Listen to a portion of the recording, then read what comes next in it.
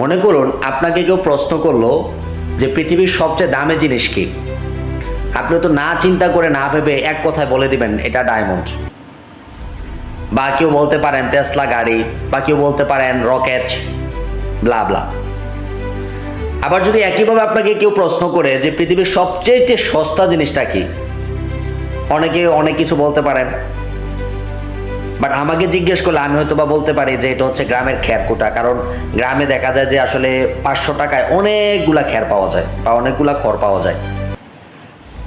তো যে দুইটা অ্যান্সার আমরা দিলাম, দুইটা অ্যান্সারে কিন্তু সঠিক, রাইট।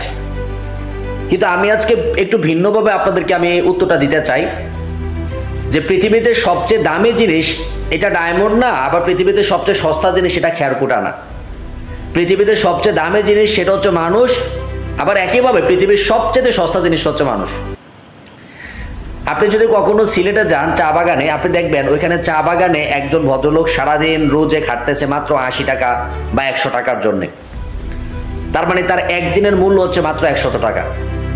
অথচ আপনি লিওনেল মেসি, রোনালদোর দিকে তাকান, তাদের একদিনের একটা ম্যাচের জন্য তারা কোটি কোটি টাকা নিয়ে যাচ্ছে। তার মানে তার একদিনের ভ্যালু হচ্ছে কোটি কোটি টাকা। তার মানে পৃথিবীতে সবচেয়ে সস্তাতেও একটা মানুষ বিক্রি হচ্ছে, আবার সবচেয়ে দামেও একটা মানুষ বিক্রি হচ্ছে। ডায়মন্ডের চেয়ে তো বেশি দামে একটা মানুষ বিক্রি হচ্ছে। এখন চয়েসটা আসলে আপনার কাছে যে আপনি নিজেকে সবচেয়ে সস্তা বানাবেন না কি সবচেয়ে দামি বানাবেন। এই চয়েস, এই মেন্টালিটি, এই চিন্তা করা বা এই ডিসিশন নেওয়ার ক্ষমতা সৃষ্টিকর্তা আমাদেরকে দিয়েছে। এখন আমাদের চয়েস বলে দেবে যে আসলে আপনি কি হবে। আপনি চাইলে নিজেকে সবচেয়ে সস্তা বানাতে পারেন, চাইলে নিজেকে সবচেয়ে দামি বানাতে পারেন।